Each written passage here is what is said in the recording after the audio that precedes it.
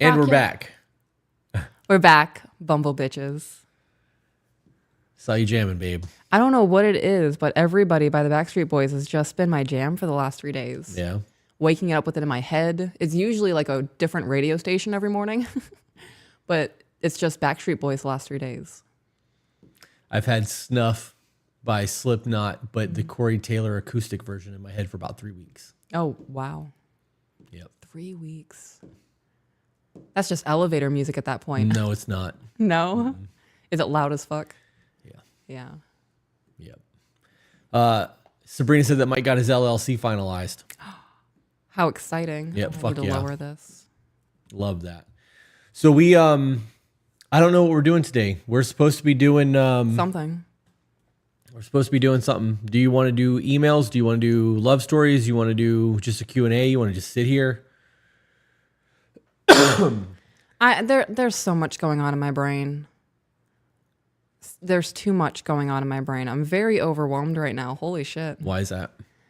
Because I was sitting out there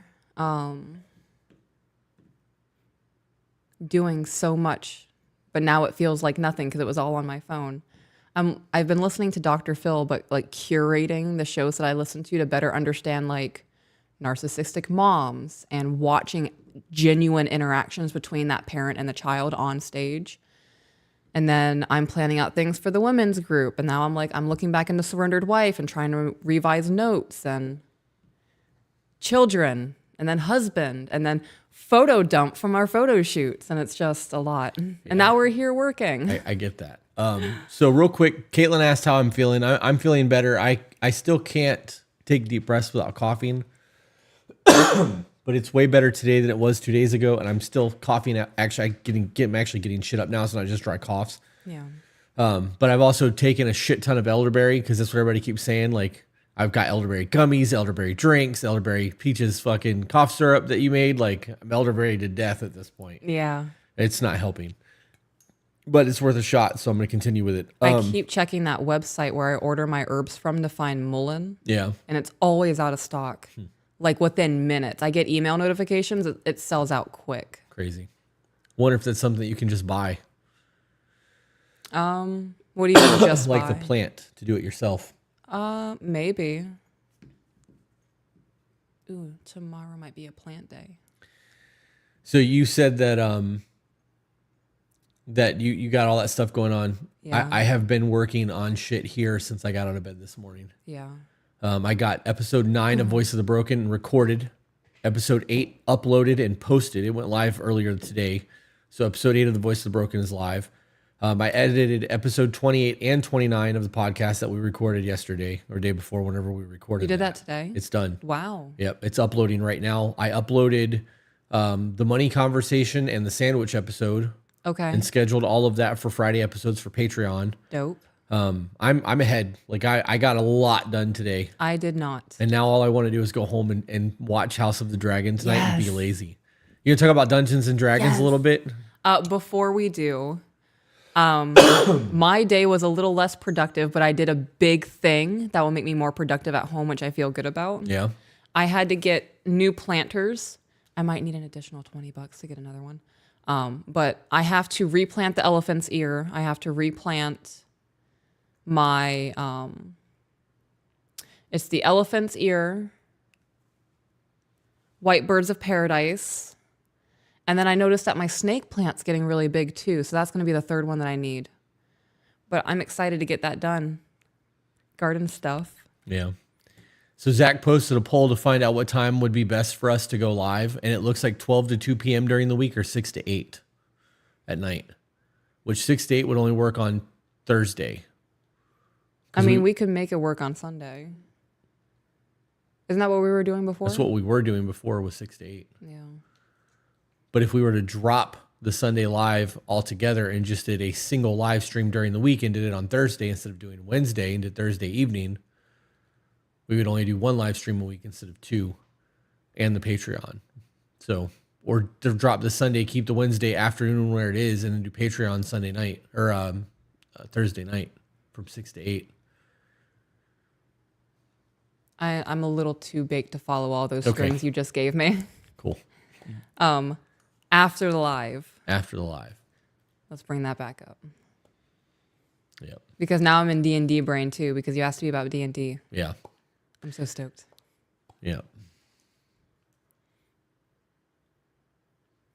You have a lot going on over there? There's a lot going on everywhere. I just looked over and there's only 130 people watching, which is not like our normal live streams are 300 to 400 people. Mm-hmm. So this time frame that we're doing right now on Sundays is not the move. Like, this is not the time slot to be going live on Sundays.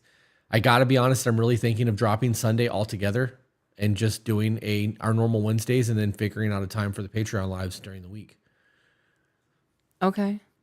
Or going back to doing it at nighttime, because at least we were getting consistent viewership later in the evening. It doesn't make sense for us to be doing the live streams. I would rather do it Saturday night versus a Sunday night. Why? Because Sunday is like the gear up to get the week really going, like at home wise for me, cleaning and getting all the cooking and done. Yeah. I think we'd have lower numbers on a Saturday. Why is that? Because it's Saturday. So the one day a week that everybody looks forward to actually doing shit. I thought that was Fridays. Fridays and Saturdays.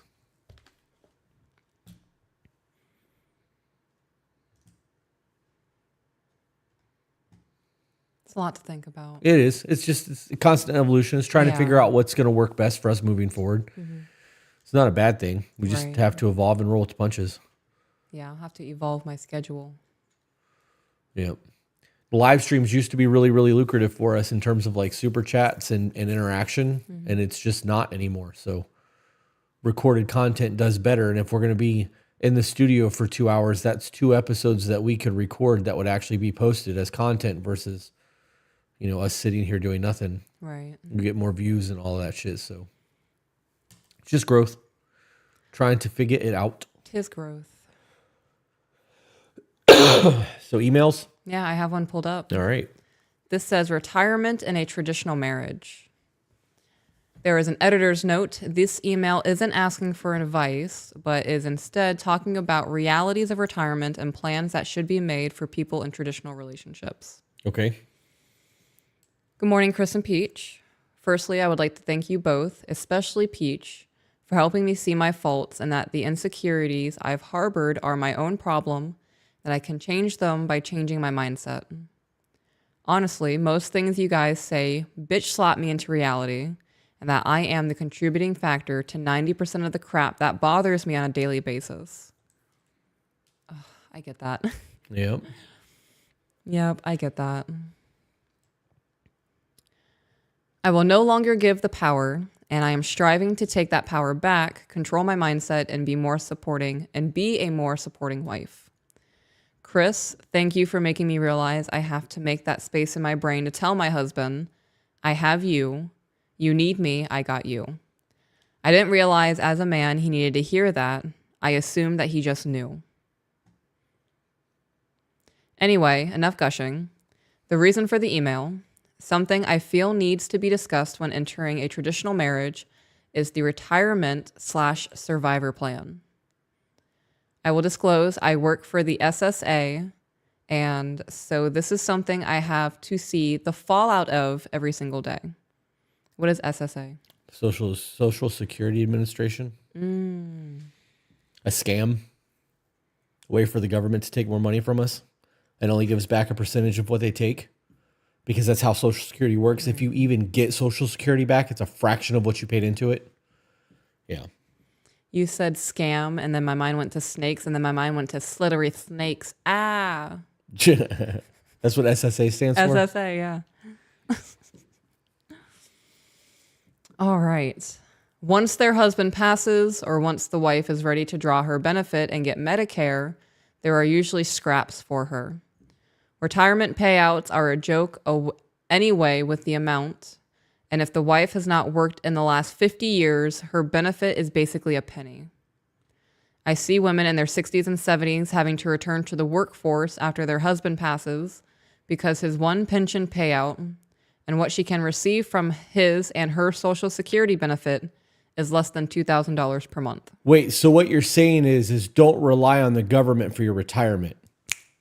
Crazy. This is How why about we have don't rely Roths. on the government for anything? Right. Okay. Yep.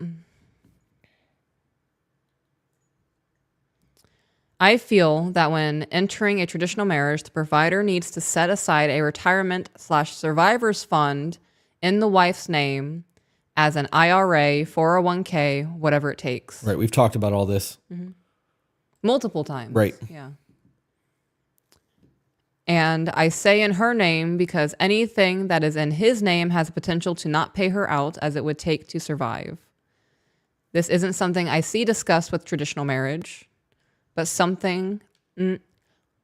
making sure her future without you is set, or your future together until one of you passes and you no longer work outside the home, should be an important discussion you have. I have had women cry because they are having to sell the home they tended to for 30 years because there was no plan for her when he was gone.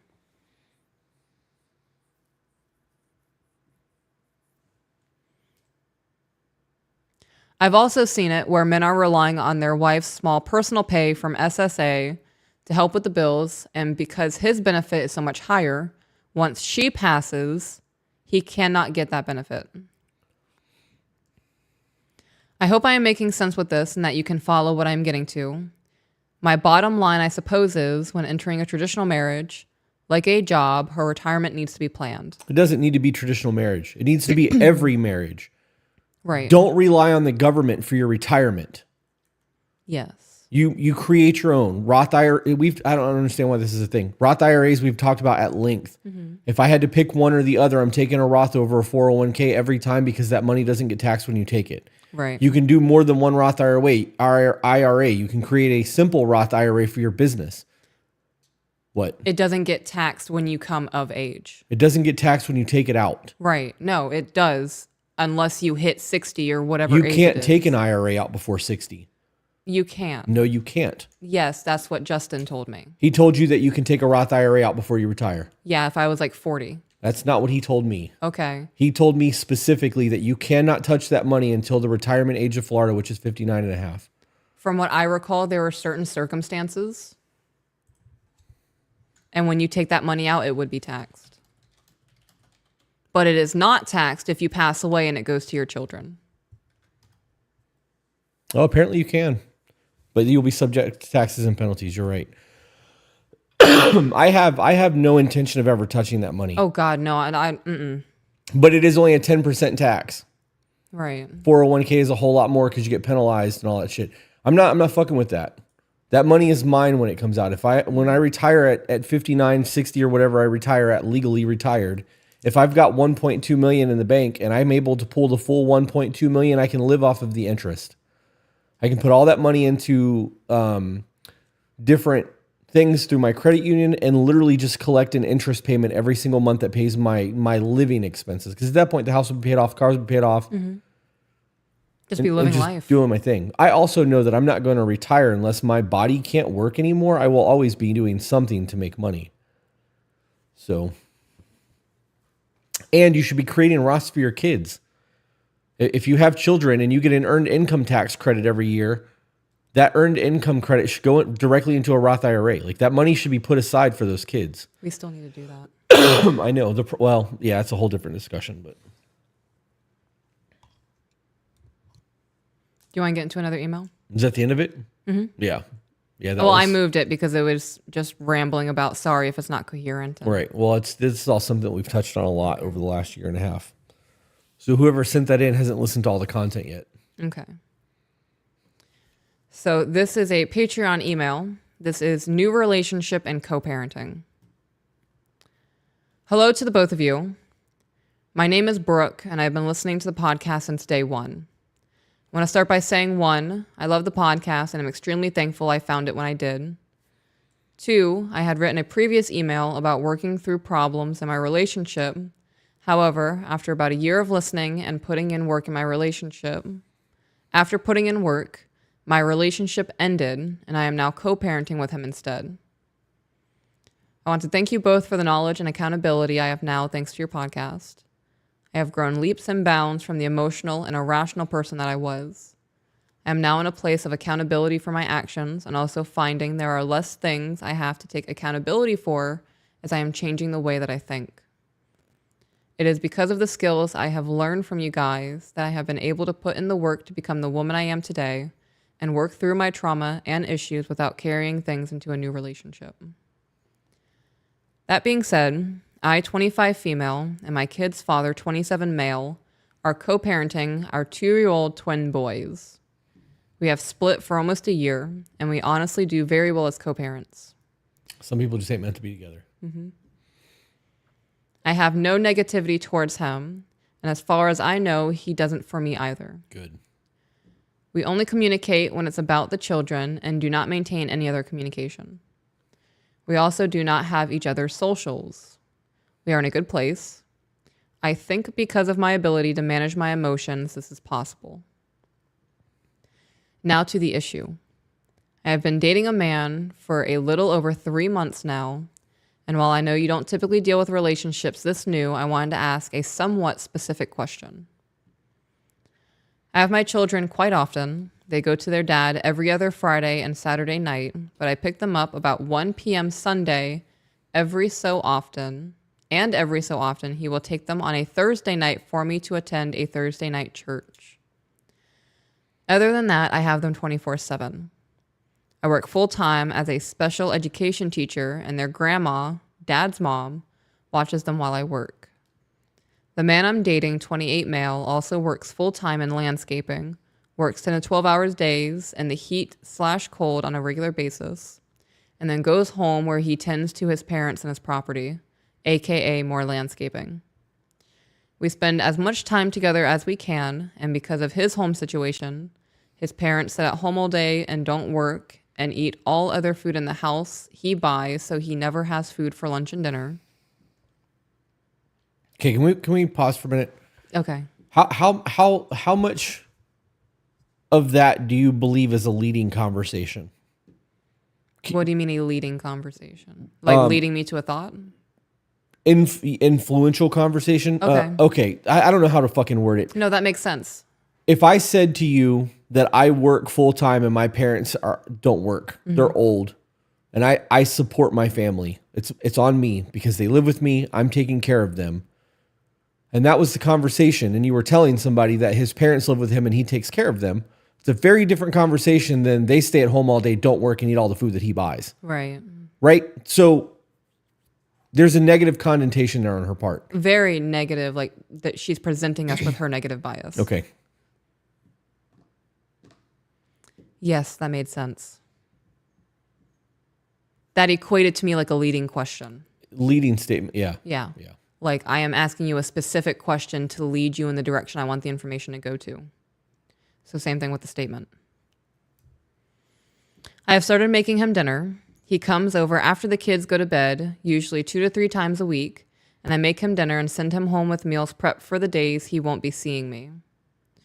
When we are together, I do my best to not be on my phone unless needed. However, he is having a hard time with the kids and schedule and lack of time with me or being interrupted by the kids when we are on the phone, or if they wake up at night when he is over. This has only happened 2 times as they sleep well. But I feel he is feeling a lack of attention in the relationship. He and I have known each other since I was with, oh God.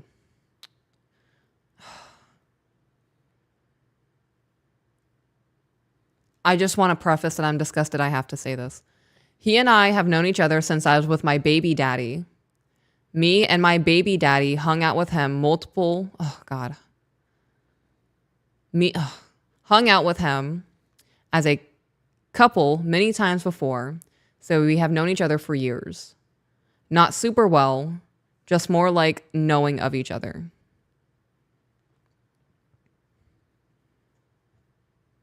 The term baby daddy or baby mama makes my stomach turn. Yeah, I'm not a fan of it either. Saying it makes me feel like a 7-Eleven bathroom.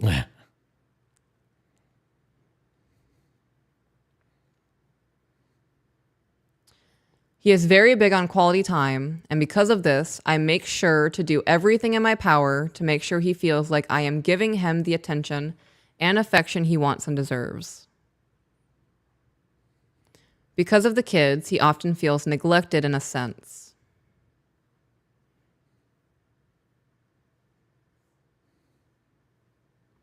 I make sure to tell him as often as I can that I appreciate him and everything he's done for me and my kids already, because so much of his day he is not being told he is appreciated.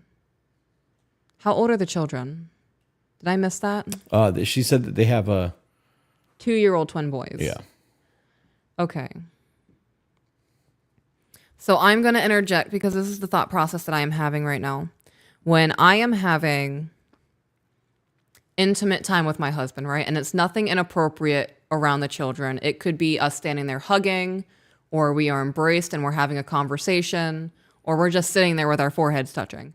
And the children come over, I will tell them, one moment, I'm loving up on Pops. And they will walk away and respect the time that we have together. If this is the situation where the children are throwing temper tantrums because they're not getting attention and the man's being neglected, I can see that frustration. Does that make sense? Mm-hmm. Okay.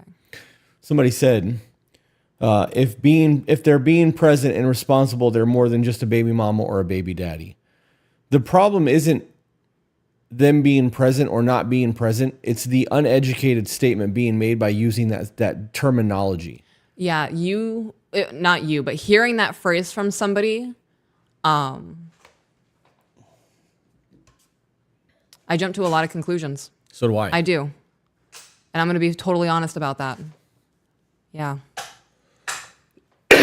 It's a bullshit statement. It sounds disrespectful. The father of my child. The mother of my children. Right. And if you can't call them that because they're just sperm donors, what does it say about the decision, the choices that you have made and the people that you have chosen to lay with?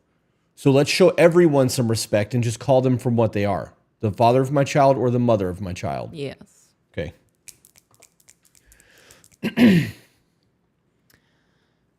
Back into the email. His parents only complain even though he does everything. I tell him I care about him and spend any free time that I have with him. We have talked about our roles in the relationship and how that looks for us versus now.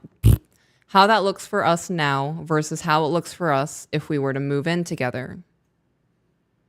I do want to point out that he's never dated anyone with kids and has zero experience with kids in general and really doesn't understand how being a parent works at all. I would not be even entertaining this man. That's most people before they have kids. So why wouldn't you entertain that man? If he's a man that's never had children or never wanted kids but has chose to be with you anyways, why wouldn't you entertain that? Because if it's the first scenario that I laid out where I'm like, children, give me some time, I'm loving up on Pops, and that's still not good enough for you, then clearly the children are a problem. Okay. And I'm not going to deal with that. I jumped to a lot of conclusions, so let me explain those conclusions. And hearing that he doesn't really understand how being a parent works, well, what does that look like? If when I hear that statement, my mind goes to that he's salty, you're a mom. Or he might be salty that he has to step in and stop doing what he's doing in the moment to tend to the children. Right. Or share the attention. Share the attention. This is actually a normal conversation that's had a lot with us because of the amount of people who fail their first year of a relation or first year after a baby's born in terms of their relationship because they're not prepared for the division that comes from all of that. But the thing that I got hung up on is if just because they've never experienced that, there's a lot of people out there who have kids that never experienced what it was to be a parent before they had a kid. Right. So that matters, but that does matter. I made my statement with the mindset of he views the children as a burden.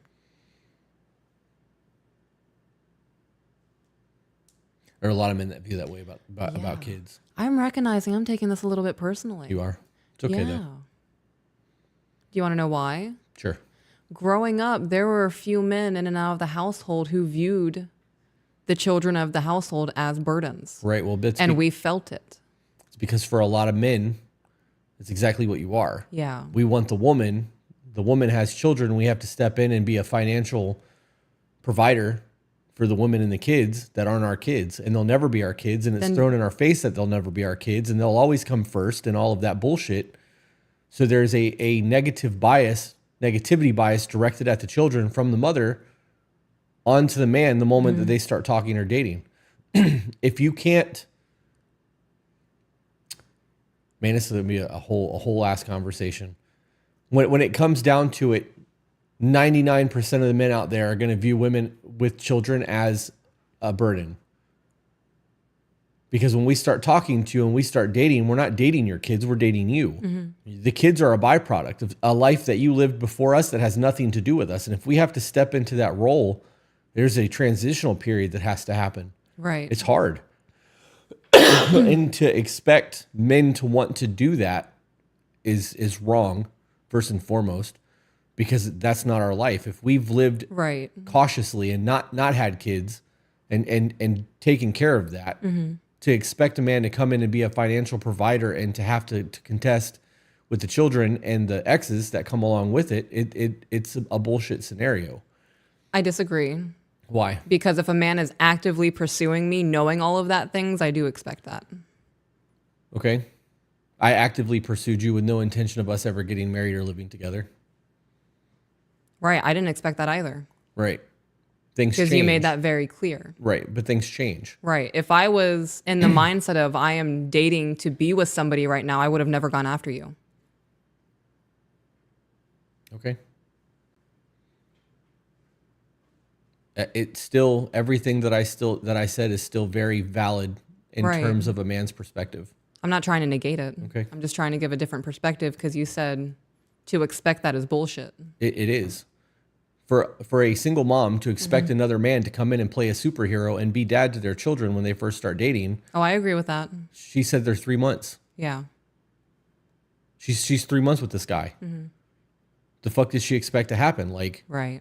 For him to put on a cape and come in and help raise the children that you have full time? Like, how is that fair to him? I agree. You guys are in a courting phase right now. Like, there's a whole lot of time that needs to be had.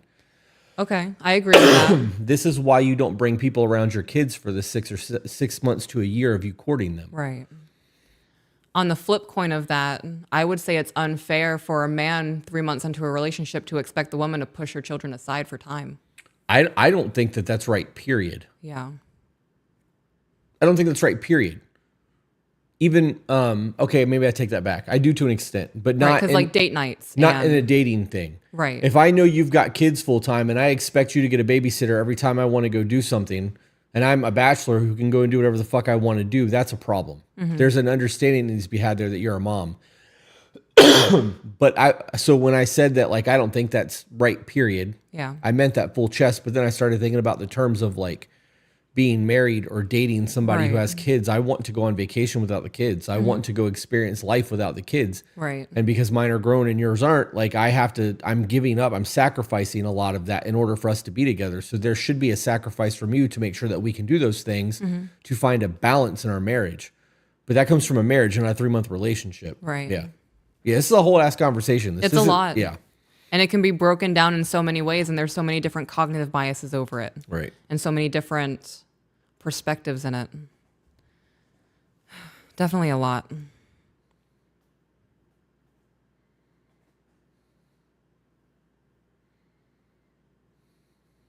Now, the important question is, does he want kids? Because I just reread that sentence. He's never dated anyone with kids, has zero experience with kids, so he's never been around children. That's how I interpret that. Zero experience with kids in general. He might be around children at a family reunion or at Christmas dinner, but he hasn't experienced a day-to-day life with young kids and doesn't really understand how being a parent works at all.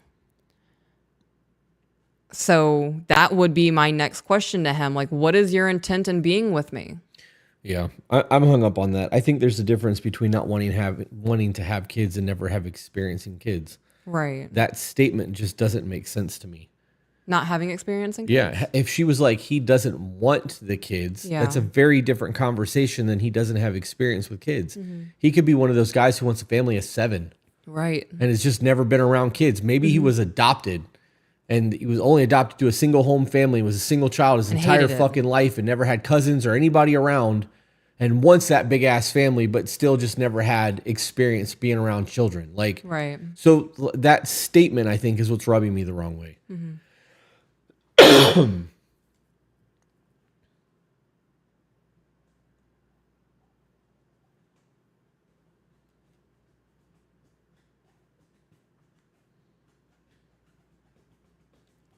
He does amazing being supportive in the ways he knows how and reassuring me he doesn't mind when plans change because of them. Okay, so then what's the issue? But he does mind because you're saying he's becoming frustrated about it. Okay, so is this Right? wait, so is that a perception from her? Right? Is she just taking it that way? Is she projecting that onto him? Oh, now I have to scroll back up. Hang on. You're angry. I'm not angry. Yeah, well, you look it. You know what I mean? Like, well, now I'm fucking angry. It's right here. He is having a hard time with the kids and the schedule and the lack of time with me or being interrupted by the kids. But then says he doesn't mind when plans change because of them. So which is it? Right. Okay. So I guess what I'm asking is, how can I ensure that he feels wanted and appreciated in this new relationship while I still have to give my kids 99% of my attention? Okay, maybe 99% is dramatic, but you get what I mean. It's way dramatic. I don't get what you mean. I'm willing to. I would put $500,000 on the line that you don't give your kids 99% of your attention. Mm-hmm. I would be willing to put my life on the line that you don't give your kids 99% of your attention. I like to think I'm a fantastic mom and my kids do not get 99% of my attention. I'm willing to bet that your phone gets more attention than your children. I that's a bullshit statement. Yeah. Let's fucking be honest and call things what they are. The average person touches their phone more than they touch their partner. Right. We know that children get about 30 to 45 minutes of uninterrupted, unbath, unhomework time every day from their parents, and that's it. 99% of your attention means that you only think about your children, eating, and hygiene. Mm-hmm. That would be the extent of 99%. Yeah. You wouldn't have a full-time job. You wouldn't have anything. Yeah. Kodak. We got a $10 super chat from Chris Dennison that said, just because you guys rock. Hey, Chris, text me your address, please. Thank you. Okay. We are still learning to know each other and growing to love and like each other. What? We are still learning to know each other and growing to love and like each other. Well, yeah, it's been 3 months. Right, but Like each other. but I would put that before the love. I would have just said like each other. Right, like we are learning to like each other. I'm getting to know this motherfucker still. Yeah. Yeah. Okay. So having to add the kids into the equation with the sense of time is very difficult. He does spend time with me and the kids together sometimes as well because he had met them before me and my ex split. So he already had a semi-established relationship with them and they love him.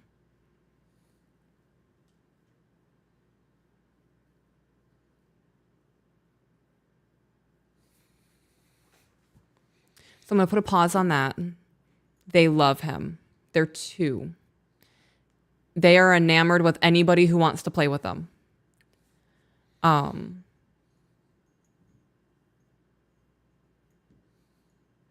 really big on not bringing children into adult situations. So you saying the kids love them as being a reason for him to be moving in or to be in this relationship feels dirty to me. Like seeking outside validation to make the decision okay. Does that make sense? Mm-hmm. Yep. Okay. I'm going to make notes Okay. so that I don't keep interrupting. I mean, if you have a thought, you can. That was my thing. I'm hung up on this 99% shit. Okay. I'm fixated on it. I'm Howard Hughesing right now. Okay.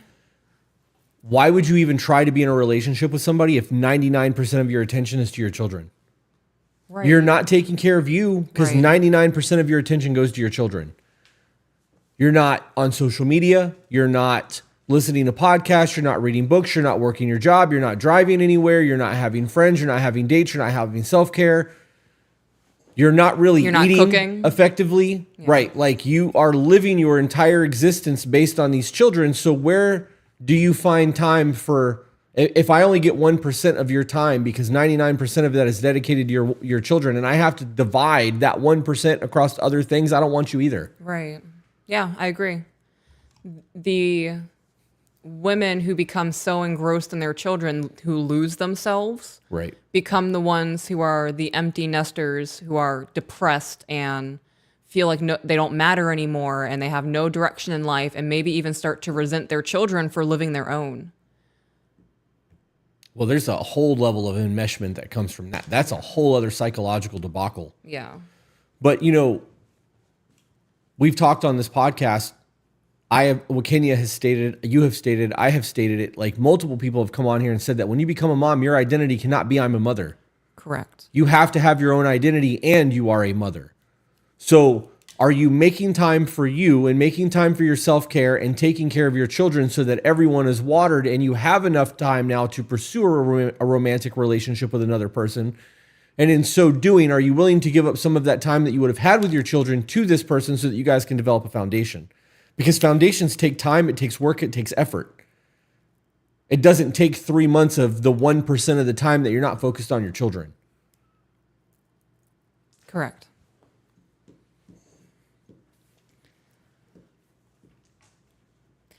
This is going to be kind of personal. Do you feel like I do a pretty decent job of balancing the marriage and the children? Yes. Okay. That's a big deal for me. I want you to feel like It would have been a big deal you for are me the too. you are the priority. We would not have Yeah. transpired the way that we did if that wasn't the case. Okay. I have to be a priority. Right. And I don't care if that makes me a narcissist. I have to be the number one priority in my partner's life because I'm putting you first. Right. And when you no longer put me first and I put you second, third, or whatever, and we knock each other down the rung, our relationship is over at that point. Because the relationship doesn't fucking matter anymore. We're just doing the life thing and living together. It's not the same thing. So the foundation and the work that we put in, the quality time that we spent alone built that foundation. It took a lot for me to be able to get used to the kids. I still am not used to the fucking kids. Yeah. After all of these years, I still get overwhelmed like a motherfucker and have to leave.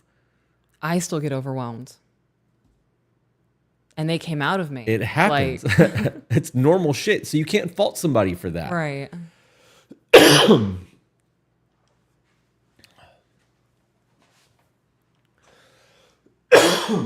Continue onward. Yeah. He does amazing when he's with us all together, but then, okay, hang on, I'm going to pause there too. He does amazing when he's with us all together.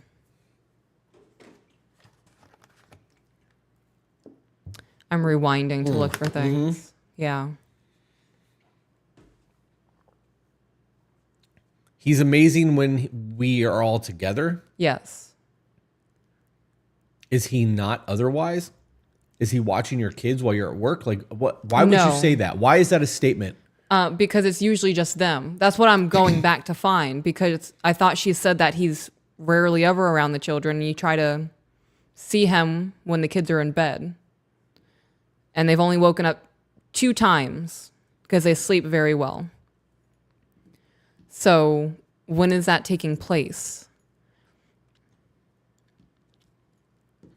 Issue. I have children. They go to their dad every other Friday and Saturday night, pick them up one Sunday, so she has them 24/7. Grandma watches them while she works. The man I'm dating works full time in landscaping, 10 to 12-hour days in the heat while taking care of his parents and the property.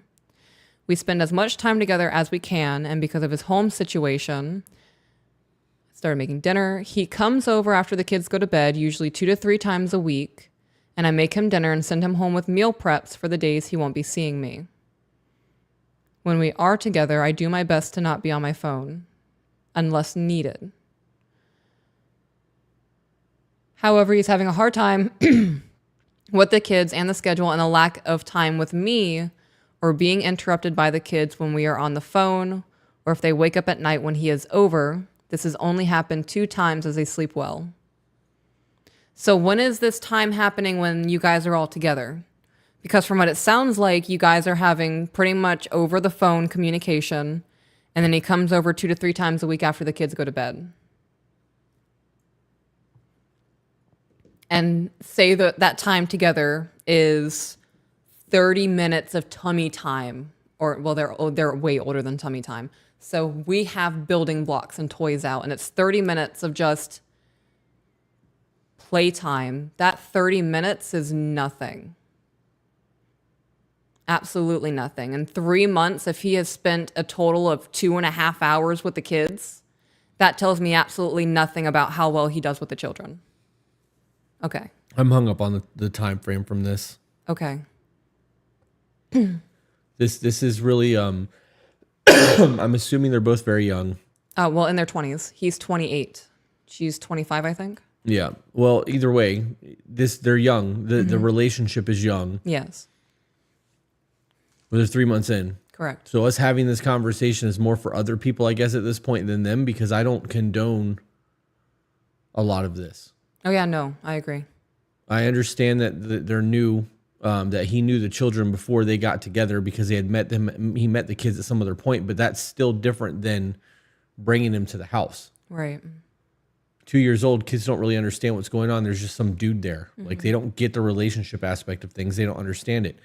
And if they wake up in the middle of the night and he happens to be there and he's getting shitty because they're awake and it's creating problems from the two of them, that's a character flaw. Right. You have Also, that's the children's home. Right. You don't live here, motherfucker. They do. Yeah. Right? Like, there's a whole lot that plays into that. This entire situation for me, though, is too fast. This is way too fast. Yeah. And that's where my hang up is. All right. So he does amazing when he's with us all together, but then will often make comments days later about how they can be a lot and things like that. It's true. Children are a lot. Made a TikTok the other day about, I fucking get it when women don't want to be moms. Right. There are times still where I will be having a full-blown mental breakdown on a bad day going, did I fuck up my life, and am I fucking up my children's lives? Like, should I have even had them? It's hard. It is one of the most challenging things I think any human being can do, is to be a parent. She's taking it personal, though. What do you mean? So if she's taking that as a fuck you to me. Right. Okay. If the kids are having, I have a really fucking hard time with the night terrors. Yeah, those are rough. Like, that, out of everything that I've experienced in my life, that makes me feel more helpless than anything, because little man is fucking going through it and I can do nothing to save him, right? If afterwards I was like, man, I fucking hate when he has those night terrors, and you took that personal. Yeah. Right? Because that's how that sounds to me. If the kids are a lot and they're running, screaming, playing, wrecking their four-wheelers, doing all their shit, and I'm like, damn, dude, the kids are a lot sometimes. And you're like, what are you saying? You don't want to be with me because I have kids? Like, that's not what, no, babe, I'm trying to talk to you. Like, Kids are a lot. This is overwhelming. Like, Yeah. I want to go and stick my head in the toilet and take a deep breath right now. Like, there's just too much going on. That's a healthy conversation. Like, why can't you want a vulnerable fucking person? I'm trying to tell you how I'm feeling right now. Like, that's what that is to me. That should never be an attack. We should be able to articulate that to each other. Right. Do you expect this man to just bite his tongue and never express his emotions to you? Because if that's the case and you want that, you need to, you're not going to have a very good relationship. Right. I also want to point out that taking things personally like that is also self-isolating. Because I know every single parent out there has days where they go, fuck. Fuck them kids. Yeah. Fuck all of this. I want to burn the house down. Like, I'm done. Yep. To say that another person feeling that way about your children is a slight against you, not only is isolating to that person, it isolates yourself because now you're not allowing anybody to empathize with you. Yeah. Yeah, that's a whole other discussion. Okay.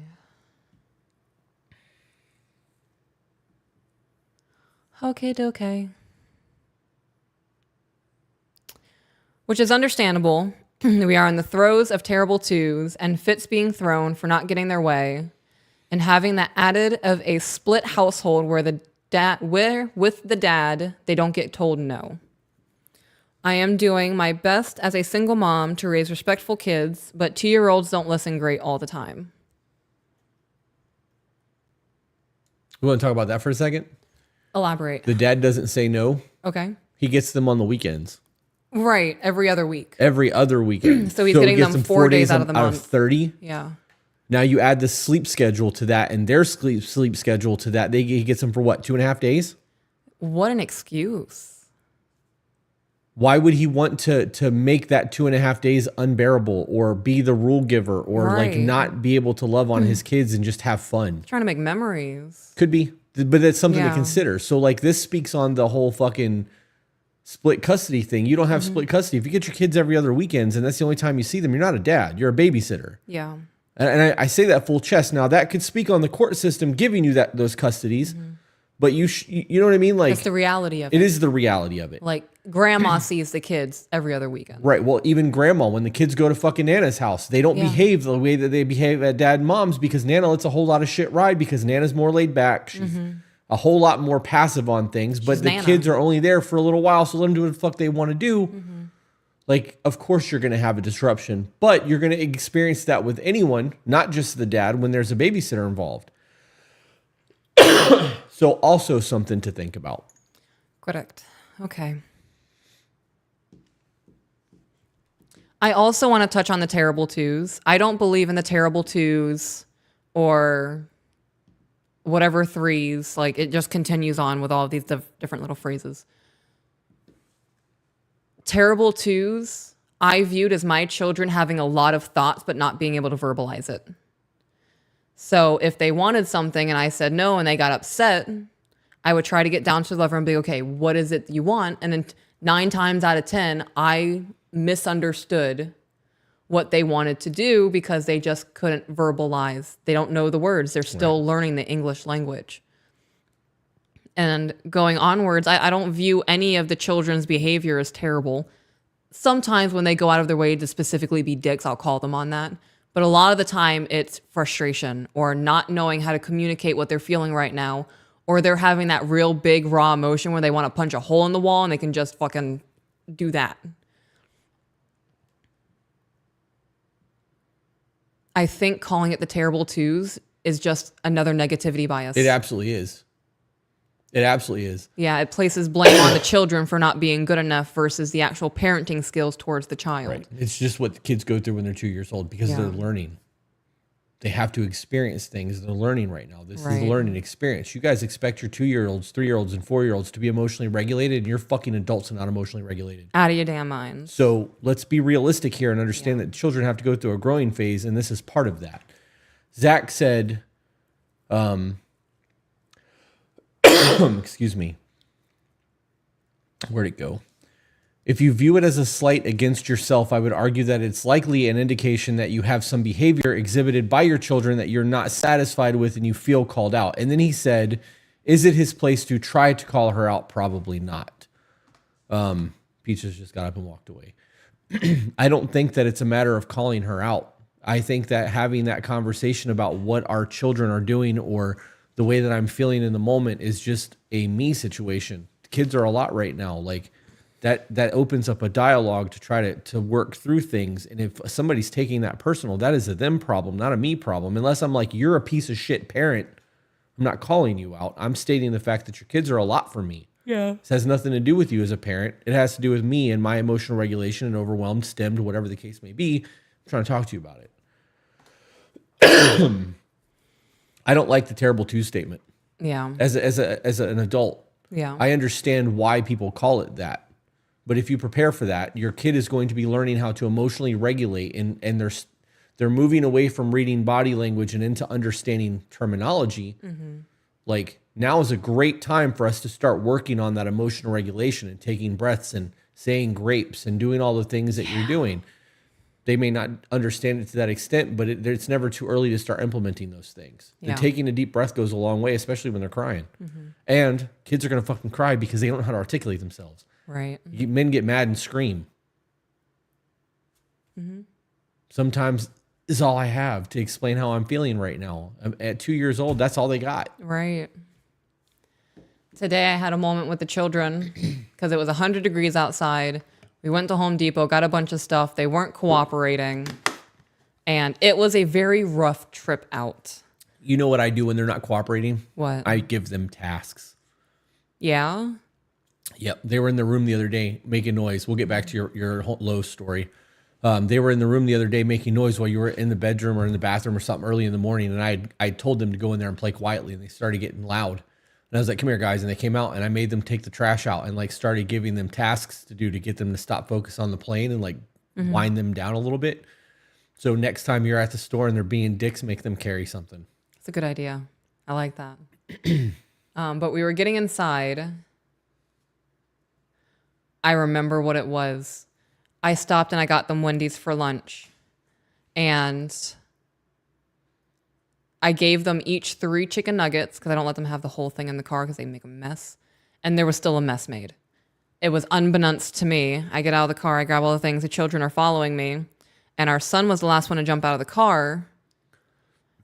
And he gets out of the car, shuts the door, looks at me and goes, "Sissy dropped the chicken nugget in the car." And I was like, "You didn't pick it up?" He goes, "I didn't drop it." Oh, that shit fucking gets under my skin. I was so like, much. "Turn around and go get that chicken nugget out of my car." And he said, "Okay." And he went over there and I heard him open the car door, or I thought I heard him open the car door. Didn't open. He came inside and he sat down. And I was like, "Did you get the chicken nugget?" And he was like, "No, the door is locked." And I was like, "No, I specifically didn't lock it because I knew you were walking back out there. Why didn't you pick up the chicken nugget?" And I didn't recognize that my volume was increasing. And I guess at some point, my son and I are just yelling at each other because we're trying to understand each other's points. And our daughter walks over and she goes, "Guys, calm down." And I looked at her and I was like, and I looked at him and I was like, "Was I yelling?" And he's like, "Yeah." And I was like, "Was I yelling?" And she was like, "You were yelling." And I was like, "Oh my God, guys, I'm so embarrassed. I'm sorry." And like, I had to have that conversation with them about how there are times where I can't hear that I'm yelling because the noise is so loud in my mind. And they kind of understood, but now Grapes is going to be transitioned into that too. Should be. Yeah. I'd have had them clean the car. We're doing that tomorrow. That's going to be all day. We're going to the car wash. They're going to be vacuum out the car. I'm going to allow them each to have a single bag of either drawing supplies or books or toys, and it has to stay in that bag or it's going to get thrown out of my car.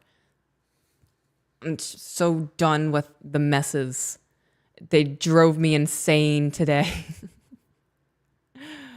All right, back into it. We had fun though. I found out today, I'm so sorry guys, I'm derailing. Our son is too heavy for me to put on my shoulders. Yeah. And I don't know if it's because my elbow was weak from me breaking it or what it was, but like I was able to get him, like his hips were right below my shoulders. And I was like, "Son, you need to kick your leg." I was like, "Kick your leg through my arm." And he's like, "I can't do it." And like, we spent 45 minutes, as an over exaggeration, it was like 20 minutes trying to figure out how to get him up there. And he was giggling and laughing. And he like, I had to like pop my butt out, and he had his feet on my hips, and I was like, okay, now you need to climb me like a tree. And we're trying to get him up there. It was just a lot of fun. So I wanted to throw out the fun part too, because I talked a lot about the frustration. Somebody asked for you to explain grapes. Grapes, that is the safe word that the kids and I have come up with when emotions are getting too high. So I don't yell at them. And it is a way for me to let them know that their behavior is becoming danger zone. Hit them with grapes and they know to tone it down before they get in trouble. Yeah. And I will always hit them with, why did I say grapes? And 9 times out of 10, they know. Yeah. And they reel it back in before getting in trouble happens. But now grapes has evolved into my volume blindness.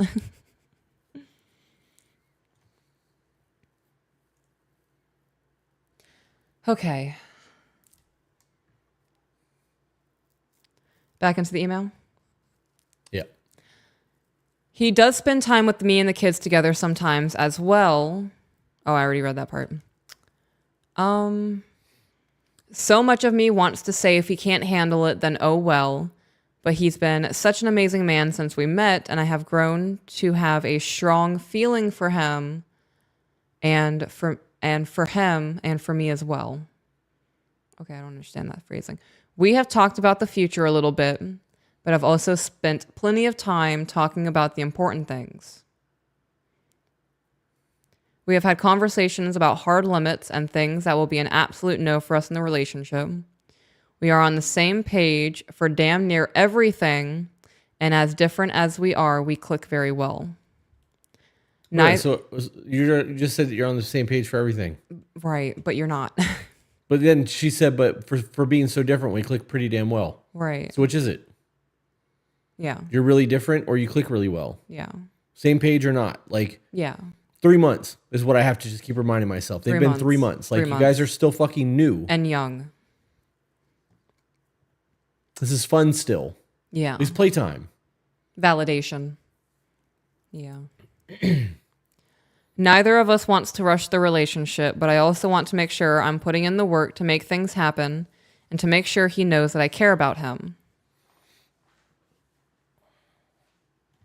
So me, when I was a single mom, dedicating my time to my now husband was a really big deal because I was working full time. I was doing self-care. I had hobbies. My alone time is very important to me. I'm not a people person.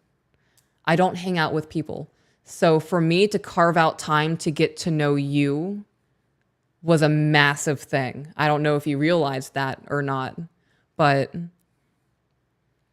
I think all single moms should view their time as sacred. If he does not view the time that you carve out for him as important or sacred, then that should be a conversation. That should be a topic of conversation. Unless you willy-nilly hand out your time and you're on your phone for 6 hours a day and you don't have any hobbies and that's you just have an abundance of free time and that 99% to your children was really overdramatic. I did know that was a problem or that it was a lot. It wasn't a problem. That's not what I said, babe. And I corrected myself that it's a lot. That there was more there to the, like, you had to give up time. Like, I was working on the correction. I know that it wasn't it was the importance of you. Right, but you had to carve out the time for it. I knew that because I understood that you had kids. Right. And that you only have so many days a week where you don't have kids, and that's days where you do your laundry and you clean your house and you fucking grocery shop and do all the other shit. So you giving me some of that time, I was aware of it. Mm-hmm. Like, okay, you don't have your kids, this, and this. Let's make a plan for one of those nights to go do something. Right. So you have to take time out of your other schedule to do that. But there's a basic understanding of what it is to have to be a parent involved in that. Mm-hmm. At 2 years old, you can't just leave your kids at home. You know what I mean? Yep. All right, back into the email. Navigating the relationship with no kids is one thing, and kids add a whole level of stress and things to work around. Regardless of if things in this relationship work out long term, this is going to be a reoccurring problem in any relationship I have from here on out.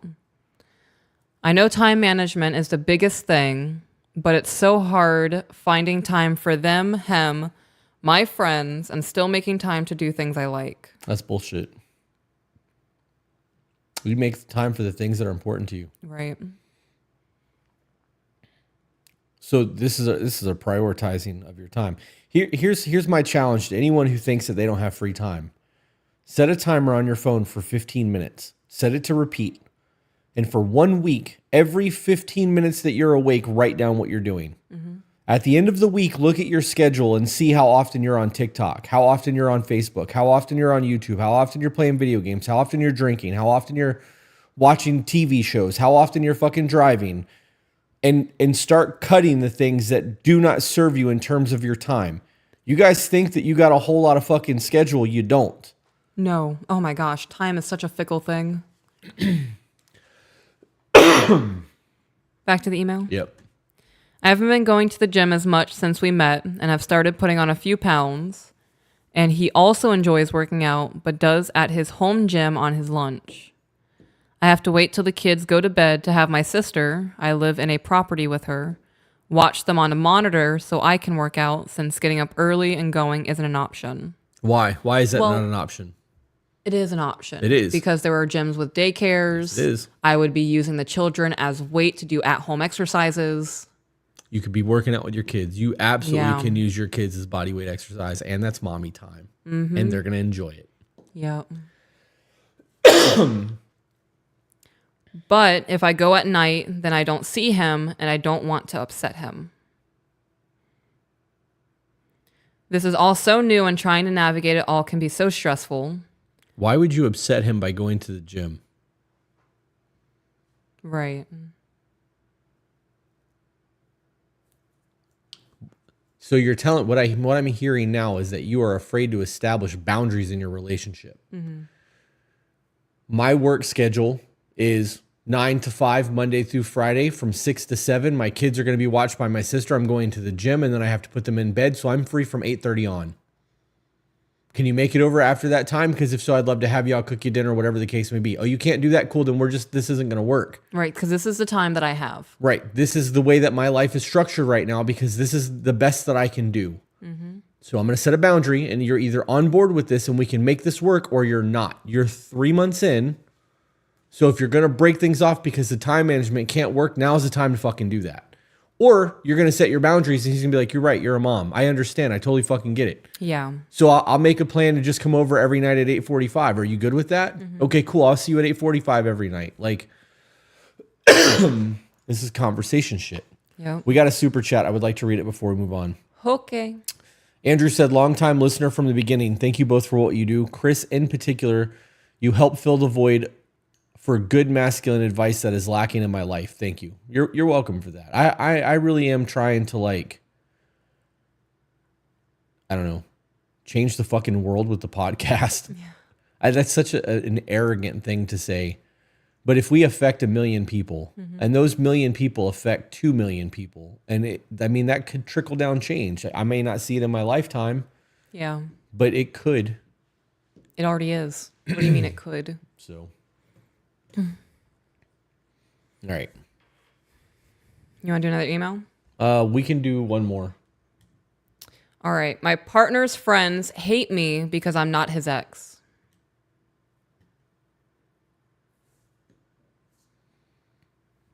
Hello, Chris and Peach. Thank you for all your amazing content. Before I get into my current relationship, your content helped me a lot to find a better partner and, most importantly, be a better partner. This is a 31 female. My current relationship has been going on for a little over half a year. 6 months. I would say 7 because they said a little over. Right. So let's be clear. Okay. Okay. Dude, I'm fucking going through it with the verbiage today, guys. Don't sugarcoat shit and quit trying to manipulate the conversation. Mm-hmm. If you've been together for 6 or 7 months, 8 months, say that. Because you saying almost a year, half a year, longer than half a year, almost a year, you're trying to add time to make it sound like you've got more invested than you do. Mm-hmm. Let's just fucking be honest and speak the truth. Right. It is amazing. My boyfriend, 39 male, is an amazing and understanding man, especially with my past. but he is also a pretty closed off person and conflict avoidant. The one thing is, I feel like my boyfriend's friends hate me. Well, you're not with the friends, you're with the boyfriend. Right. So you've been together for less than a year. We'll call it 7 months because 7 months. we'll say 7. Yeah. Been together for 7 months. Your boyfriend doesn't like conflict. He's an amazing man, but the friends don't like you. If this truly mattered and his friend's opinion of you mattered, He wouldn't be with you. he would have left. Right. Because he would hold his friends' opinions higher than his own wants and desires. So one of the scenarios that comes to my mind where I would have an issue with your friends not liking me, where it would become a problem in our relationship, is if you allowed them to make jokes and shit talk me in front of you and you just sat there and let it happen. I would not let somebody do that if we were a week into dating. If you and I were courting and somebody around me is talking shit, I'm stopping that. This is my interest right now. Right. This is something that I need to figure out, and you will not be disrespectful to what I'm trying to build. Now, when the feelings happen, it'll be a very different conversation about the disrespect. Right. But I'm not doing that. I'm also not somebody that's going to allow my friends to talk shit about people who aren't there to defend themselves. Don't tell me why you're saying it or why they said it to you. I want to know why you're comfortable doing this. Like, I'm not, this is childish. And we're not doing that. I'm not doing that. If you don't like her, you can wait until she comes around. You can tell her why you don't like her. Yeah. And if you don't have the balls to do so, you can just go ahead and hand over your man card. I'll hold on to it until you grow a pair. We can have that discussion. Yeah. I appreciate that about you. Back to the email. Before me, his previous relationship was a college-type romance that lasted 18 years. His ex-girlfriend is also part of the same friend group. I know there was a period between his ex-girlfriend and me where he dated around and saw other women, which is okay with me. But when we got... What if it wasn't? Right, I was about to say, does that really matter? So, like, if he didn't date around, would you be like, I need you to go back and correct your past? Right. You did some shit that I disagreed with 10 years ago, and I need you to go ahead and fix that. Yeah. Come on, Marty McFly. Hop in the DeLorean. Yeah. Go back, change time, and come back and talk to me then. Yeah. I think by getting into the relationship with somebody, you are automatically okay with everything you know about their past. Yeah. Because I wouldn't be in a relationship with somebody if I wasn't. Okay. Them being caught up in the friend circle. Yeah. Sounds like drama. It's going to be problematic no matter what. So if they had 18 years of a whirlwind college style relationship that was a romance or whatever, and they were happy and they were able to be amicable after the breakup, there's going to be people there who are going to take sides. And I promise you that person, one of them, either him or her, is going to still have feelings and like create drama in that social circle. Yep. Especially when somebody starts dating. Yes. This is normal shit. This is why it's very hard for people to have friends in social circles and why people get the friends in the divorce. You find out where loyalties lie when people split. It's okay. Yep. Your friends are your friends. Their friends are their friends. If you guys can be amicable still and be socially civil, that's fucking gangster. Yeah. Back to the email. Yep. Real quick, read the super chat. Austin said, man, Chris, you and my dad are probably the best beacons of inspiration I have for how to be a better person and how to be a proper man. So thank you for that. Okay. Okay. But when we got established and I started meeting his friends, But when we got established and I started meeting his friends, things seemed to go okay, but deteriorated fast. Ooh, I hope you elaborate on that. But at the last get-together... No, she doesn't. Okay. But at the last get-together, there were a lot of insinuations where I was called a man stealing Jolene. Love that song. Where there were assumptions that we cheated on his ex-girlfriend. Factually, I wasn't even in the picture. Does that matter? Right, like, does that matter? Let them talk shit. They're showing their character. Right. Well, if this was actually his friends, truly were his friends, they wouldn't be doing that. Right. Oh, you're happy now? I fucking love that for you, bro. Were they in a relationship and like the friends feel betrayed somehow? Like that's a conversation that could possibly be had. But at the end of the day, none of this matters. Right. People are going to feel the way they feel, whether they like you or not. Would it matter to you if they weren't making the jokes and still felt that way in silence? You would never even know. It doesn't fucking matter. These people don't matter to you. If they matter to your friend or your man or whatever, and your man is okay with them doing that shit, that speaks on his character. That's a different conversation. And I would not be in that relationship. I wouldn't be in that social circle. Right. The moment people started spreading that shit, you can just mosey on the fuck out of my life. We're not doing this. Your loyalties are obviously with the other person. You have a negativity bias towards me. Whether I was wrong or not, I'm happy now. You can either support that I'm happy now or you can beat feet. Mm-hmm. Yep. Continue on. Yep. I had conversations with my partner about our current relationship, establishing boundaries and expectations, and that this is why and how he told me about the problems in his previous relationship, which had to do with his ex-girlfriend refusing accountability, but because he is a closed-off person, none of his friends actually know any details. Well, that's good. It's none of their fucking business. They weren't in that relationship. Right. Y'all think you have too much access to people and the right to have an opinion.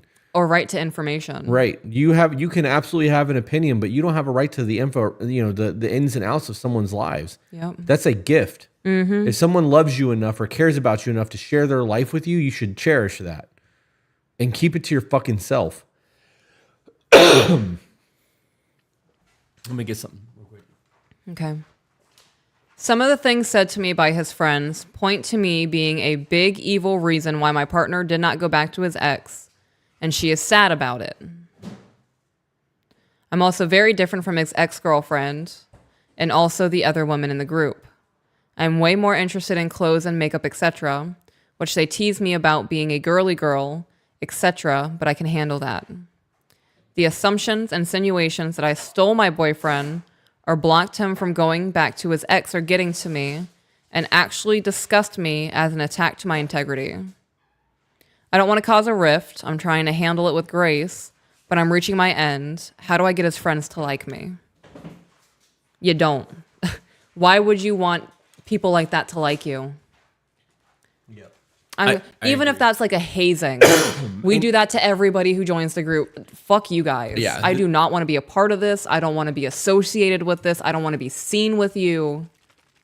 We are on two different levels on what we expect life to be. Yep. I am good on that. I gotta be honest, I would tell the boyfriend at this point, like, look, this is the way we're viewed in that social circle. And if you continue to hang out with that social circle, I'm not gonna fuck with this. Like, I'm not going around them. Correct. And then if he continues to do that, knowing that that's how they view her and how they view him, that says a lot about what he's willing to tolerate from his friends. I would find a better quality person. Yes.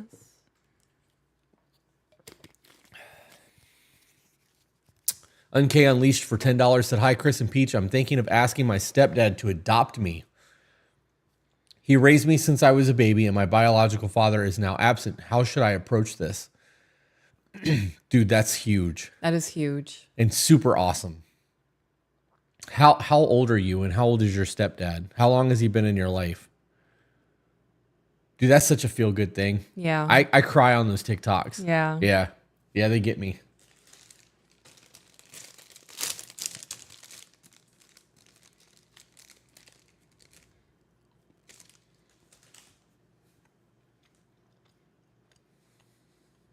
$23.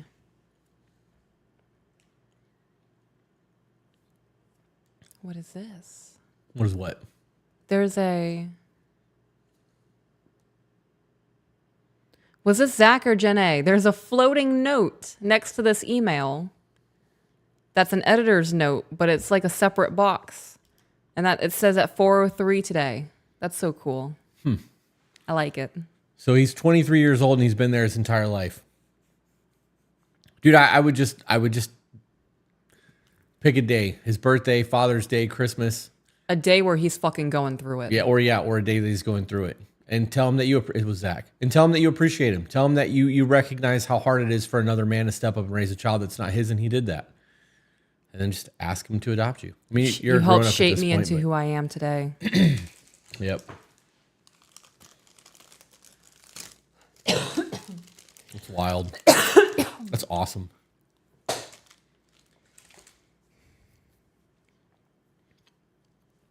I would make a big deal about it. Oh, 100%. Yeah. Zach said that one's heavy. You should probably pick a different email. Oh. Oh, God, it's 10 pages. Definitely pick another email. Because we have 50 minutes until we got to go live on Patreon. Okay, this is 2 pages. Okay. On masculine and feminine. Editor's note, this email is in reference to the conversations about women being in their masculine, and perhaps that was an unfair characterization. I think this could spark some good conversation. Janae.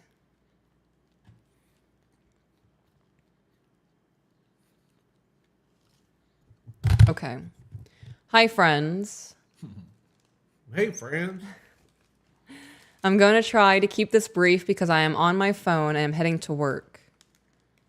I totally see what Chris was getting at with the idea that describing feminine women as weak as something that should be addressed. He cleared... I have no idea what the fuck they're talking about. Me either. Okay. I have never once heard you describe a feminine woman as weak. I could see how maybe we were talking about society's view on feminine women. That was it. They probably saw a clip on TikTok. No? That was the episode. I have no idea what's happening. We did the episode of of masculine versus feminine, and we were having an open discussion about it. I had said on there that we view masculine as strong and feminine as weak. And we were having a discussion, and you got salty about it. And you were like, so you're saying that all women is weak? And I'm saying, no, that's how society views feminism, as dainty, frail, aka weak. Okay. Not my view on feminism. Right, that's how society Or views femininity. it. Yeah.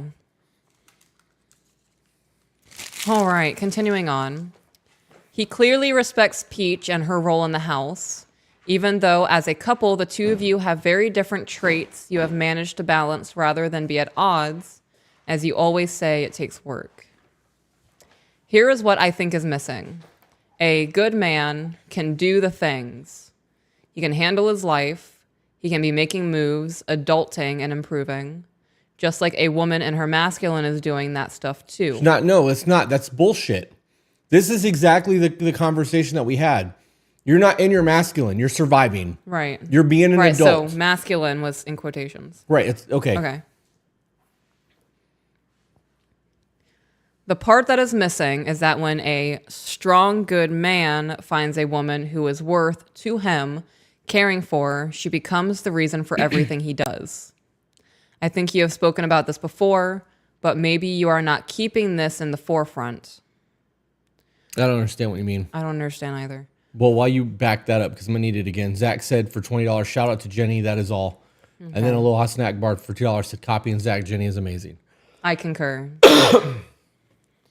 The part that is missing is that when a good, strong man finds a woman who is worth it to him to care for, she becomes the reason for everything he does.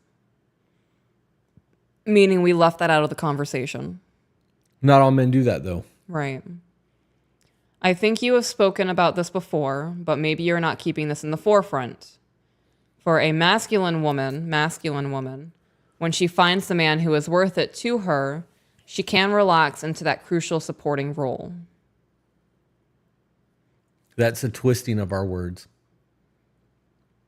Because we talk all the time about how when a woman gets a good, strong, masculine, protecting, providing, leading man, she can fall into her feminine and not have to project so much. Right. That speaks more on safety than necessity. Right. Okay. I'm also thinking that you have helped me fall into my femininity, but my femininity isn't solely based on you and your masculine. My femininity is comprised of the way that I conduct myself and the way that I've spent hours working on my posture.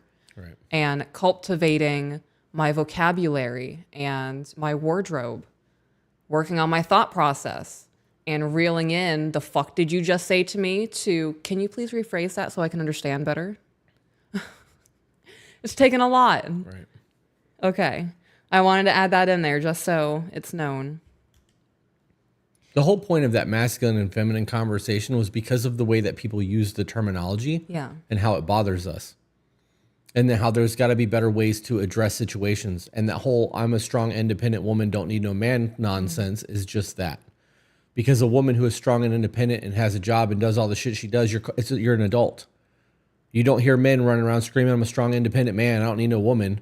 Right. I'm paying my bills and doing my thing. Yeah, you're an adult. You're taking care of yourself. That's you're surviving right now. Congratulations, bro. You need a pat on the back. You're a fucking adult. I would say that to a man or a woman. So that whole logical, like the entire train of thought there is flawed for me. And that was part of that conversation. Yeah. But what people assign to masculine and feminine is also a fucking problem for me. I agree. Support is not something to be downplayed. We do not look at the foundation of a building and say it's just supporting the building. No, we recognize that a strong foundation is the reason for the amazing structure. No. All right, I don't do that. No. When I look, a foundation is what the structure stands on. Right. Your foundation and your building are not the same thing. Right. Okay. Also, when I walk into the building, I'm not looking at the foundation. I'm looking at the angels painted on the ceilings and the high fucking windows and all the sunlight coming in and the space and the cleanliness of it. I'm not laying down and going, solid fucking foundation, babe. Get down here and feel this. I will agree that without a solid foundation, it doesn't matter what you build on it because Right. eventually it will come down. Yes.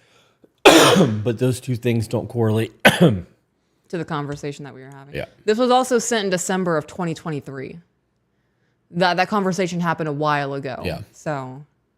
Real quick, Granada said, her and I friends for years. We like each other. She left a relationship 2 weeks ago. We hooked up.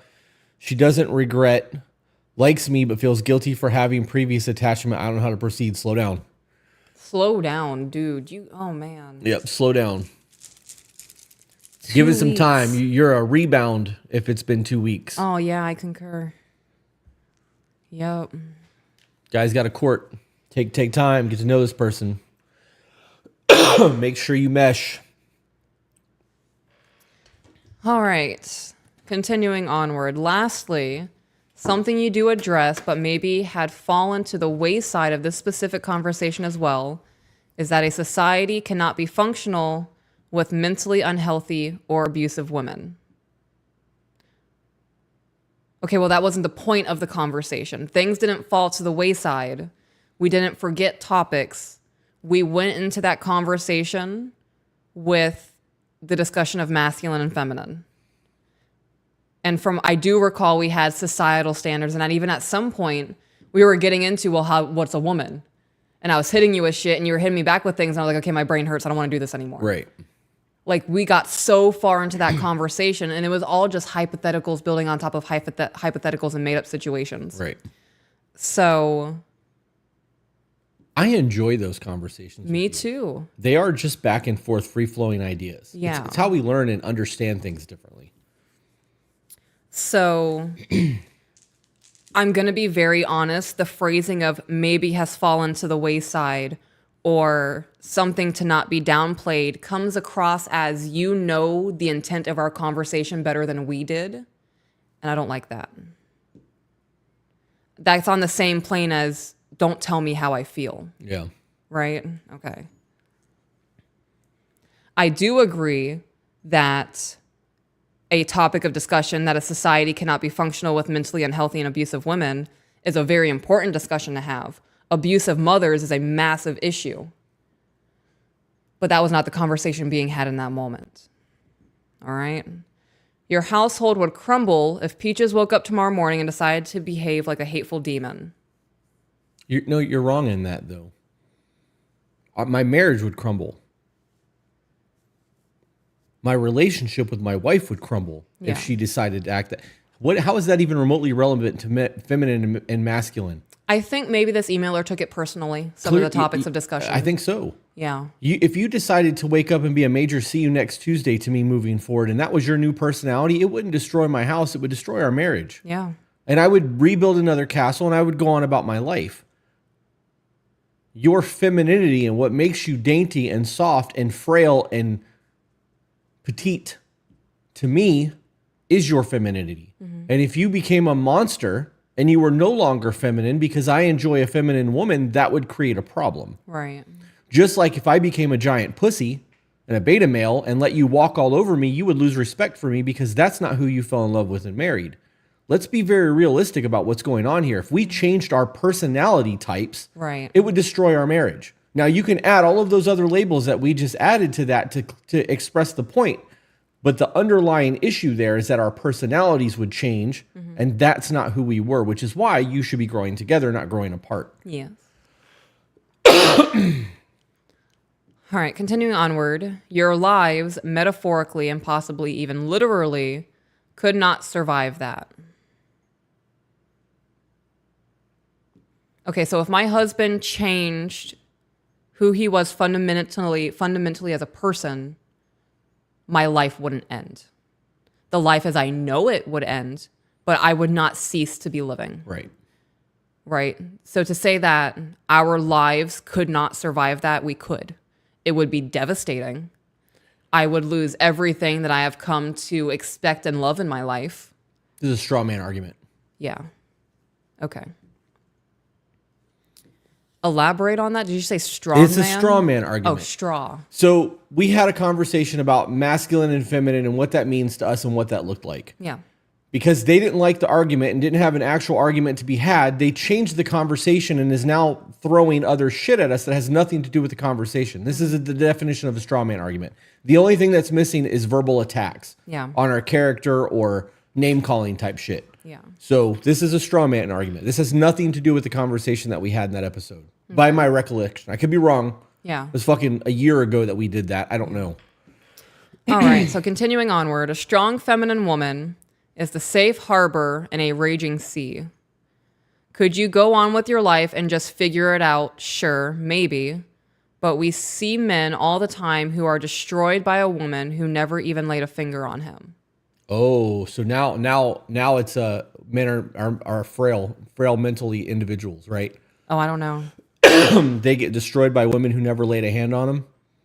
Well, no, that's to tie into abusive women and how we miss that topic of conversation in the conversation of masculine versus feminine. Right. Okay, well, let's talk about how mothers abuse their children and do the exact same thing to their kids. Let's talk about how a child murdered is more likely to be done by its own mother. I can tell you're becoming I frustrated. am becoming frustrated because she's making straw arguments that have nothing to do with anything in this email. Okay. If you want to talk about what strong femininity is and what weak femininity and strong masculine, and there's no such thing. You're either feminine or you're not. You're either masculine or you're not. Toxic masculinity, toxic femininity, that's bullshit. These are made up fucking terms to get people to argue because you can't have toxic masculinity. You have masculinity. If you have a toxic individual who happens to be a male, it has nothing to do with his masculinity. He's a toxic motherfucker who happens to be a man. Right. Okay, continuing onward. Just like a balanced relationship, there is a yin and a yang to femininity. The consuming feminine is a historical advisory not to be trifled with. There is no weakness in that. I am not trying to detract from the importance of men, just discuss the false equivalency of femininity being weak. I think changing the way you speak is worth consideration, especially if you, all caps, Chris, feel like you are misrepresenting the strength of femininity. It's awesome that you recognize you don't like the way it sounds. Maybe what you are grappling with in society's misogynistic overtones about women. Here we fucking go with that bullshit. As we know, a strong man does not need to hate on women. Weak men are the ones who are dangerous to women and children and other men. Which is something I've said on the podcast over and over again. Right. Where is there misogyny in any of that? Because of what? Okay, it is what it is. I'm done with this. Okay. If you guys don't like the content that we put out and you think that you can do better, create your own podcast. How about that? instead of ripping apart the conversations that we had where we're literally just throwing ideas at each other. Right. I'm sorry that one got you heated. I didn't think it would do that. Me too, Jenna. Yeah. When anybody throws a hard you at my husband, I feel like I need to stand in front of you and defend. I'm not going to give the example I want to give, so I'm just going to say defend. If masculinity is supposed to be strong and femininity is supposed to be the opposite of it, what's the opposite of strength? Weak. Right. And if we are viewing things as yin and yang, the balance of each other, the sun and the moon, ocean and land, salt and pepper. That's what it is. That's what it is. And society is saying masculine is strong. So on the flip coin, following the logic, inadvertently or subconsciously, a lot of people view femininity as weak. Right. And I was one of those women who was full blown. If you are feminine, you are a slut. You were a people pleaser. You climbed up corporate ladders by doing it on your knees. Like, I was one of those people who subconsciously viewed, and at a point, every day, it was conscious at some point. It became femininity is weak. I think that if you were to look at masculine from a point of not strong and look at it as somebody who is willing to put their emotions aside to do the things that needs to be done, masculinity can be a very ugly thing. Yes, it can. If it's my duty to go out and kill to bring food home, there's an ugliness in that.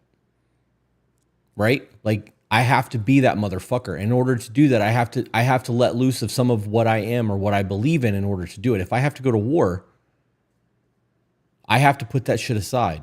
That is a masculine trait because men are the ones who do those things at most. I think, Whereas on the opposite side of that, you're nurturing, right? We can do this back and forth all day long. The conversation in that email was very specific because of that. But I wasn't saying that women are weak. At no point did I mean that feminine, like to be in your feminine meant that you were this fucking pathetic damsel in distress that needed to be rescued. That was never the conversation. I would have said that if that's what I meant. right. People get upset with the terminology of things because they are preconditioned to get upset by the terminology of things. If you look at the definition of weak and like easily broken, if you put you and I under the same load, you're going to break a lot faster than I am. By definition, that's weak. Your bone structure is different. Your muscular system is different. Your immune system is different. The way that your body creates antibodies when your baby gets sick to pass that down is different than mine. There's a whole lot of things that could come into that. You guys get so hung up on the words and not the actual conversation that you're applying your own meaning to them. If I wanted to shit on women and be a misogynistic fucking asshole, I would just do that. I'm not going to sugarcoat it or beat around the bush if that's the way I feel. I'm going to tell you guys that's the way I feel about it. And if you don't like it, stop listening. Right. That's not what I'm doing. I'm trying to have conversations to better understand things. That was the first time we had ever done one of those where we just sat down And talked. and ran through ideas. All right. There was two things that I wanted to address. What Kenya said, there's wounded feminine and masculine. There's healthy feminine and masculine. Healthy masculinity and femininity aren't toxic. Hang in there, Chris. And then the other super chat said from Halo, hi, I just recently subbed on Patreon. If I email you my love story, how long do you think it'll take to see an episode? Much love. I have no idea. No clue. That is a moderator question for the wizards because they read the emails. Somebody asked a specific question, and I'm going to try to find that because I want to address it as well.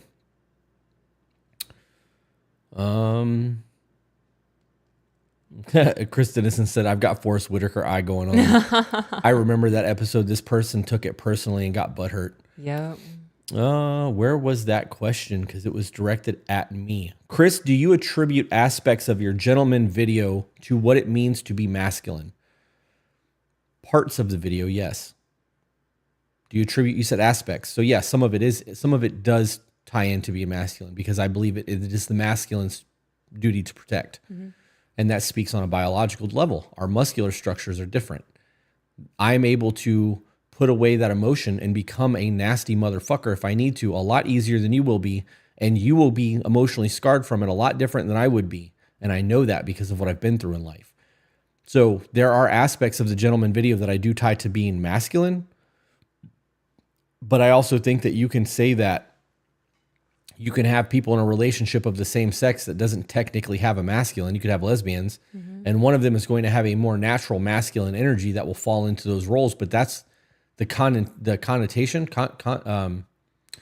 That's the emphasis of the word that we're putting on it, right? Doesn't necessarily mean that she's in her masculine. She could be fucking full on Barbie doll, but she's the one who's the most capable protector. Does that mean she's masculine? No, it means that she's the one that's been chosen to fucking lead and protect in that scenario. So I think that that's a loaded question. I think that you guys have to assign your own meanings to the words and try to work through all that stuff, I think. Fuck me. Zach said we have over 100 love stories that still potentially could be converted. Love that. We do need to get some more stuff ready to go because we went through 2 episodes over the weekend. Oh, there's already more in there. Is there? Yeah. I need more Voice of the Broken content. I have one more and 10 will be done because I recorded 9 today. I am going to record the first email Thursday to go live that night. Yeah. I feel like I need to to branch off the Voice of the Broken into other things. Like if I'm going to do men's call to actions, I think I should put it there instead. But I'm also, I said I would give it 10 episodes. 10 is almost done. I have one more to record. And then after that, I can sit back and look at metrics and figure out where I want to go with this. But knowing that it's still going to be part of To Be Better, like whenever we post that shit, it could get cross-posted. I don't know if it's worth having a whole nother channel for it. It might be a waste of time. But I posted episodes 1 through 4 to the Spreaker account so that it's on, like, for people who listen on Spotify. It might be one of those things that I repost them to Do Be Better because there's people that just haven't gone and listened. So Yeah.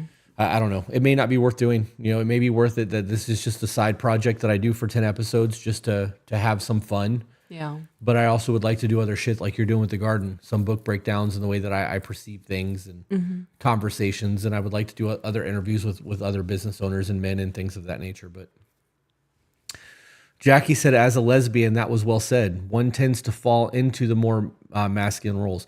Yeah, I actually truly believe that everyone that is in a gay lesbian relationship, those energies are seen more prevalently than in heterosexual ones. Unless you have like a housewife, like a dainty woman and a fucking blue collar good old boy, those roles are very prominent in normal citizen like society, city society. In the country, that's not the case. But like in cities, they always fall into those roles heavier and like lean into that. But I could be wrong in that. It could be my own bias. Have you guys looked into IFS therapy? That was mentioned last night while we were playing video games. I haven't looked into it. No. I'm not in therapy, won't be doing therapy for a long time. And I got to be honest, I don't know if I'm going to have the time to sit down and do a bunch of fucking research on a new therapy right now. If somebody wanted to put together a blurb or if I could just read a quick little blurb and get a basic understanding, maybe, but I'm not reading studies and going through all that. Too much work. Zach said, I'm sorry, to be clear, a couple months before it is read. If it is recorded, it might be a couple months more before that goes live. Yeah. So we're looking at roughly 4 to 5 months. Could be. I don't think it, I mean, maybe. Well, we also have backlog content. So if we have something that's pushed out for 4 weeks. 26 releases tomorrow. 27 is done. 28 and 29 just got edited. So we're a month behind. Damn, I guess when you look at it, 4 episodes isn't really that long because it's only 4 episodes, but it is a month. If we dropped one of the live streams, would you want to just record content for that so that we still get the watch time and just not do it live? Because our live streams get demonetized quite a bit. And unless people are sending super chats, we don't really make money when we sit here doing it. It is labor of love at this point because we enjoy it. Right. AJ said that after a month of it being live, he doesn't go back and look at the metrics anymore. So unless people are intentionally going back and watching the live streams instead of just watching episodes, it doesn't really matter. So it's something to think about. What was the question? if we stopped doing one of the live streams and just did another episode throughout the week? Okay. I'm fine with that. I enjoy doing the lives, but it takes me out of everything else that I'm doing. Right. Well, see, and that's my biggest concern is I would love to have our schedule go Monday, Tuesday, Wednesday, and maybe Thursday or half a day Thursday. Because when the kids are in school, we do all of our recording and get that shit done before they get home. Our evenings are free. I can edit, do all the other back end shit that I need to do while the kids are at the house. So like it gives me something to do all day long. And then when our free time is free and we're together, I would like to be able to free time and be together. Whether that's playing video games or riding the Harley or going photography or whatever, I don't like having to get like a day and then a work day and then a day and then a work day. Yeah. Like, so that was where my whole thought process originally went with the live streams. If we could squish our work schedule from Monday to Wednesday or Monday to Thursday and could have Friday, Saturday, Sunday to go do whatever we wanted and didn't have to be back for a live stream on Sunday nights, that would be ideal. Especially for us to travel because we can jump in the van and drive pretty much anywhere in a day from where we live in Florida. We could go to Georgia, North Carolina. We could get there in a day, spend a day and drive home in a day, but we couldn't do that if we have to be back by Sunday night. Right. Especially if we have to be back by Sunday night and work. So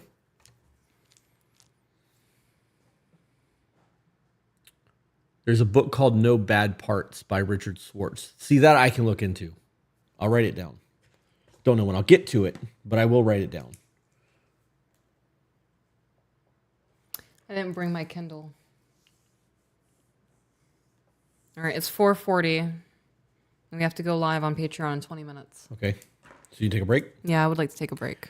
All right. Well, you guys heard the woman. We're going to take a break. We'll see you on Patreon in 20 minutes. Bye, guys.